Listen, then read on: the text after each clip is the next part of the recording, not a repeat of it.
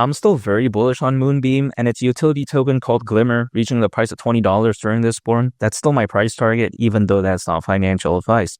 But when I say this, sometimes people like to say that, oh yeah, Moonbeam has caca fundamentals, it's trash. Well, my response is this. Yeah, sure, it's not the most interesting or flashy project out there, but the way I view it is that it gets the job done. It has amazing fundamentals, and let me explain what I mean by this. For instance, if you take a look at Moonbeam, it is a Polkadot parachain, and it enables full Ethereum compatibility within a Polkadot parachain environment. Now, you may be thinking, okay, this sounds a little bit overly complicated. This is a bunch of nonsense. Well, let's simple things down a bit. Basically, what this means is that Moonbeam allows for the power of Polkadot while at the same time maintaining the ease of use of Ethereum. Now, you got to think about this. Ethereum, allegedly, it's very easy to use. Polkadot, we all know, is absolutely fantastic. And I'm going to get more into that a little bit later on in the video. But even despite that, again, this is how revolutionary Moonbeam is, quite essentially combining a very good quality of Polkadot and also in the same time Ethereum. That's how wonderful it is. At least that's the way to take a look at it. But again, in a literal sense, it does offer the power of Polkadot and the ease of use of Ethereum. So I think that's absolutely wonderful. And sometimes people like to say that, okay, why is Polkadot so special? Well, the way I take a look at it is that Polkadot is arguably one of the best projects out there. After all, Polkadot, it aims to connect blockchains together. Quite essentially, it's focused on something called interoperability. Now, it should be noted that many networks out there, many blockchains out there, they lack something called interoperability, meaning that they can't freely send data and value to each other. And some people may be thinking, okay, who cares about this?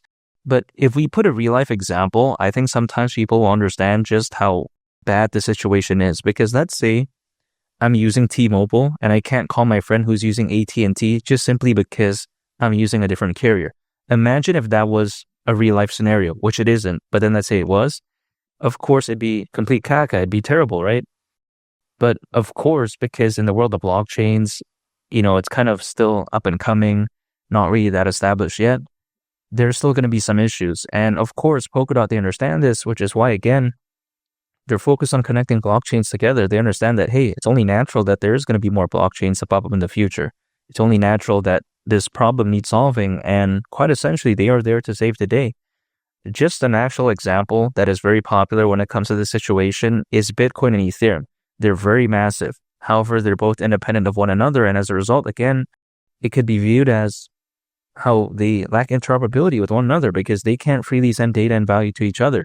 However, what saves the day? Something called Polkadot. So again, when you take a look at Moonbeam offering the power of Polkadot and maintaining the ease of use of Ethereum, something that is very widespread in terms of its adoption, many people are familiar with it, that right there is a total game set match in my opinion in terms of just how fundamentally fantastic Moonbeam is. Now, the special thing about Moonbeam is this. It quite essentially has a support system, much like Polkadot. If someone actually knows Polkadot, they understand that there's something called Kusama, and Kusama is the canary network to Polkadot.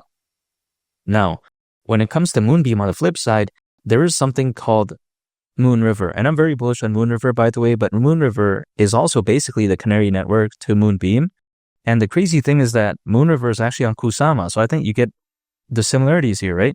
Again, Polkadot has Kusama, and Moonbeam, which is on Polkadot, has something called Moonriver, which is on Kusama. So yeah, this is how wonderful it is. But let me explain why a canary network is so wonderful and why I think, generally speaking, it does benefit something like Moonbeam greatly and also Polkadot. Let's take a look at, for instance, in the case of Polkadot, why does Kusama exist? Now, this right here, again, is the canary network. And if, let's say, a developer, typically they're going to start off with Kusama. Now, why is that? It's a way for them to test out the project under real economic conditions.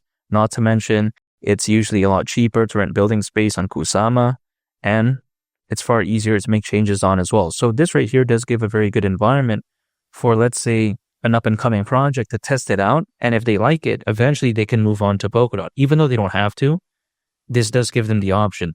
This is kind of like having a test drive, let's say, for a car. If you drive it, and then let's say you like it, maybe you can lease it or buy the car outright or have some kind of installment plan or whatever the case. But then still, the test drive is what usually gets people into wanting to acquire the car.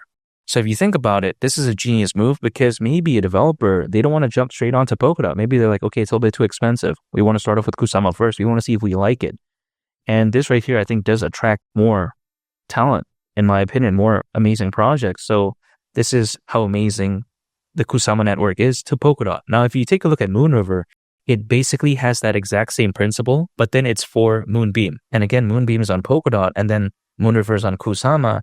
Again, they kind of have that same principle. So when it comes to Polkadot, we all know how beneficial Kusama is. So when it comes to Moonbeam, quite essentially having a support system, aka Canary Network in the case of Moonriver, this is how amazing Moonbeam is. But it doesn't have that reputation. It doesn't have that mainstream hype. But in my opinion, it doesn't necessarily mean that it really needs it anyways, because if you take a look at Glimmer, let's say go into the price of $20, that right there, considering current circulating supply, market cap would be around $19 billion. So if you think about how something like Dogecoin reached over 80 billion, I'm not saying that Glimmer is going to have, these record-breaking figures or anything like that, but a market cap like this, that really wouldn't surprise me whatsoever, especially when I consider, again, the utility of Moonbeam, when I consider how Polkadot is on the rise. Also, of course, Ethereum with the Ethereum ETF, with the number of fans, hype, and attention. I just don't see why not. I think, again, as Polkadot gains more attention, as it becomes more of a mainstream project, so to speak, I think it's only fair to assume that something like Moonbeam is going to go along with the ride. And I think Polkadot could be a big narrative during this bull run, and I don't see why Moonbeam won't join that ride. Just think about how when Solana really popped off, guess what went along with the ride? Something called Jupiter, and also a bunch of other meme coins. Now, Jupiter is a very famous decentralized finance project, but before Solana popped off, it wasn't really that famous. Once it popped off, then it became very famous, right? So when you take a look at something like Polkadot, once it really pops off, let's say its native token called DOT goes to the price of $50, $100, and let's say hypothetically $150, which is my price target for Polkadot's native token during this bull run, I don't see why Glimmer won't go to the price of $20. That's just my opinion. Now, $20 is around a 73x from here, so it's not going to be the best upside out there, but in my opinion, considering how Glimmer is on a small cap by any means, it doesn't seem that bad. And I think anything over a 10x, quite frankly, is actually pretty good, so I don't see why this would be too bad in the grand scheme of things, at least in my perspective. Now, as the old saying goes, a high tide raises all ships. If you take a look at Charles Hoskinson, who not only is the co-founder of Ethereum, but the founder of Cardano, he does predict that in the next 1 or 2 years, based on a video that he was a part of back in November of 2024, because after all, we're in 2025.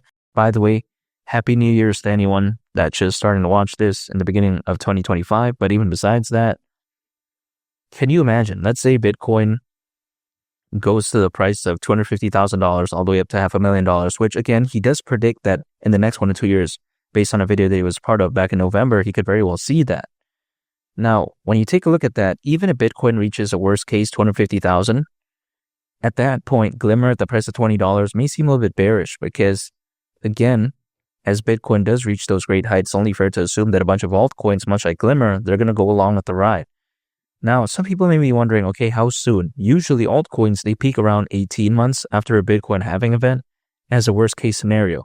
Now, the last Bitcoin halving event happened back in April, so 18 months from then, which is a year and a half. That is October of this year, 2025. Now, that may seem like quite a while, but actually it's not so bad because when I was talking about Moonbeam back in early 2023, it was a totally different story back then. It was looking even more caca than as of right now. It's not looking bad as of right now. It could do a lot better, of course, but I'm just saying, like, back then it looked terrible, right? In some cases. People keep saying, oh, it's worse than a meme coin, but you know what? I stuck through it. I'm still dollar cost averaging, still acquiring, holding, and just waiting. So let's say waiting potentially up until October of this year doesn't seem so bad. Now, history doesn't always repeat itself. However, it tends to rhyme.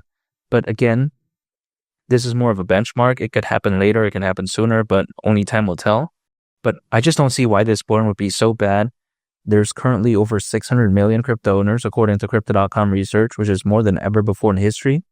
So I think this born could be very special. But, Bitcoin is still struggling to maintain $100,000. Imagine as it reaches 150,000, 200,000, the sentiment could change by a whole lot, and I'm still very bullish on the crypto space overall, and also Glimmer as well, of course, because I think it's one of the best altcoins out there.